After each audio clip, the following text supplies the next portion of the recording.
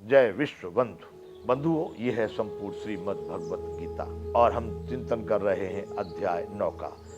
अब तक हम अध्याय 9 के 11 श्लोक पूरे कर चुके थे।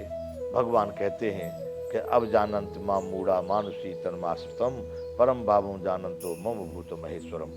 मेरे परम भाव को न जानने वाले मूढ़ लोग मनुष्य का शरीर धारण करने वाले मुझ संपूर्ण भूतों के महान ईश्वर को तुच्छ समझते, अर्थात अपनी योग माया से संसार के उद्धार के लिए मनुष्य रूप में विचरते हुए मुझ परमेश्वर को साधारण मनुष्य मानते हैं। यहाँ तक हम पूरा कर चुके हैं कि लोग मुझे नहीं समझते कि मैं किस स्वभाव वाला, किस स्वरूप वाला, किस सामर्थ्य वाला हूँ।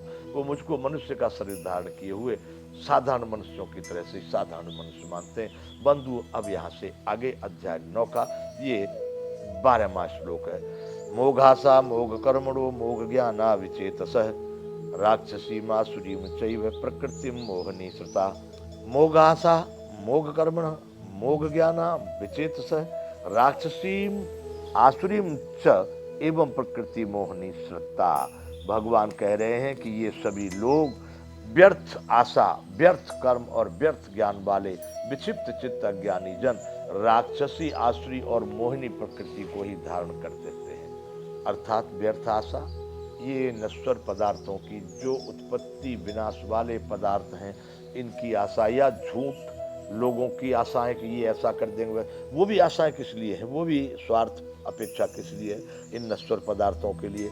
इसलिए भगवान कहना चाहते कि व्यर्थ आशा, व्यर्थ कर्म और व्यर्थ ज्ञान वाले विक्षिप्त चित्त अज्ञानी जन राक्षसी, आसुरी और मोहिनी प्रकृति को ही धारण किए रहते हैं। राक्षसी आसुरी मतलब संसार में भटकने के लिए इन नश्वर पदार्थों की अपेक्षा, आकांक्षा, इन्हीं में ईर्षा, द्वेष, गिलानी, मोह, ममता लगा करके वो लोग सदैव इसमें भटकते रहते। उन्हीं को आसुरी और राक्षसी और मोहनी प्रकृति का नाम दिया गया है, जो व्यर्थ की आशा, व्यर्थ के कर्म, व्यर्थ के ज्ञान से विक्षिप्त चित्त अज्ञानी जन कहा है।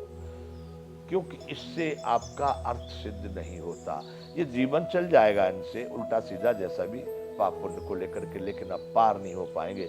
इसलिए भगवान ने कहा कि जो लोग मुझे नहीं समझते, उस परम भाव को नहीं समझते, वो अज्ञानी जन इस संसार में व्यर्थ ही अपना भजन ढो रहे हैं। बंधुओं, अध्याय 9 का अब यह है 13वां श्लोक। महात्मा नस्तु माम पार्थ दैवीं प्रकृतिमाश्रिताः भजन्ते नन्य मनसो ज्ञात्वा भूतादिमव्ययम्।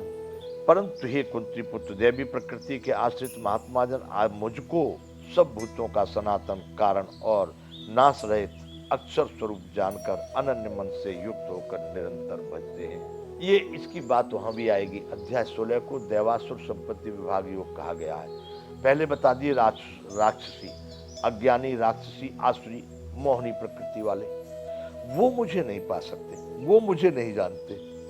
लेकिन हे कुंती पुत्र, दैवी प्रकृति के आश्रित महात्मा जन मुझको सब भूतों का सनातन कारण और नाश रहित अक्षर स्वरूप, जिनकी स्वभाव, जिनकी प्रकृति दैवी है यानी सात्विक है, जो सदैव भगवान के श्रद्धा और विश्वास में सदैव जीते हैं और अपने उसी प्रकार से, उसी भाव में परमात्मा समझते हुए वो अपने जीवन को चलाते हैं, उनको कहा दैवी प्रकृति।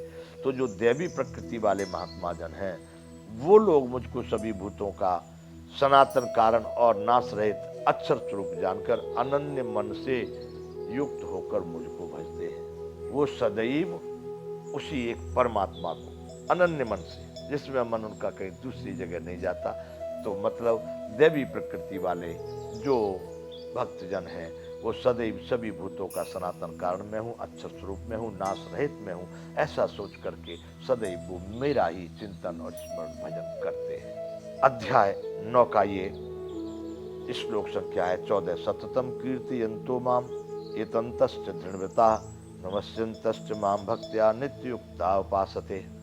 हे अर्जुन, दृढ़ निश्चय वाले भक्तजन निरंतर मेरे नाम और गुणों का कीर्तन करते हुए तथा मेरी प्राप्ति के लिए यत्न करते हुए और मुझको बार बार प्रणाम करते हुए सदा मेरे ध्यान में युक्त होकर अनन्य प्रेम से मेरी उपासना करते हैं।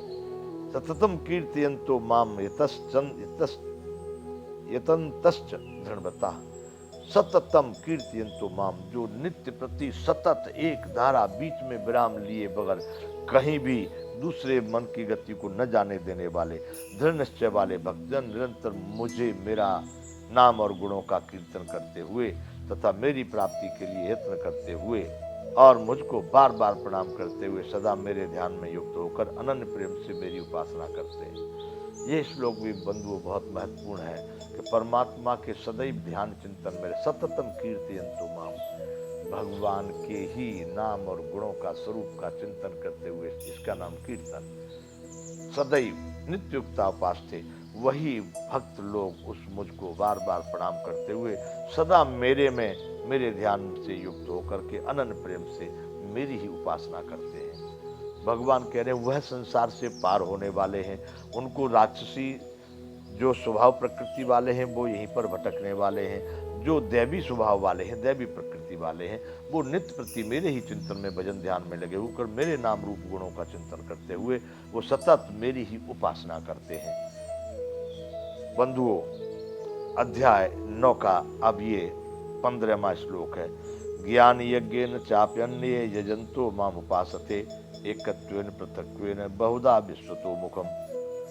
हे अर्जुन, दूसरे ज्ञान योगी मुझ निर्गुण निराकार ब्रह्म का ज्ञान यज्ञ के द्वारा अभिन्न भाव से पूजन करते हुए मेरी उपासना करते हैं।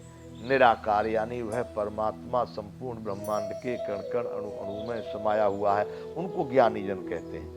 जो भक्त होते हैं वो भगवान की श्रद्धा से उपासना करते हुए भक्त। कल हम एक रामायण के प्रसंग में इस बात को बताए थे कि मोरे प्रौढ़ तनय सम ज्ञानी बालक शिशु सम दासा मानी, मतलब छोटे बच्चे के समान जो अबोध है वो केवल माँ के भरोसे ही रहता है, वैसे उनके भक्त हैं। तो भक्त जो है सदा सततम कीर्तयन्तु माम यतन्तश्च दृढ़वता, वो मेरे भक्त हैं, छोटे पुत्र के समान हैं। उनको अपना बल नहीं, वो मेरा ही बल है। जो कुछ प्राप्त होता है मुझसे प्राप्त होता है, सदा ही मेरी उपासना करते हैं। लेकिन दूसरे ज्ञान यज्ञ चाप्यन्ये यजन्तो माम उपासते एकत्वेन पृथक्वेन बहुधा विश्वतो मुखम। दूसरे ज्ञान योगी मुझ निर्गुण निराकार ब्रह्म का ज्ञान यज्ञ के द्वारा अभिन्न भाव से पूजन करते हुए मेरी उपासना करते हैं।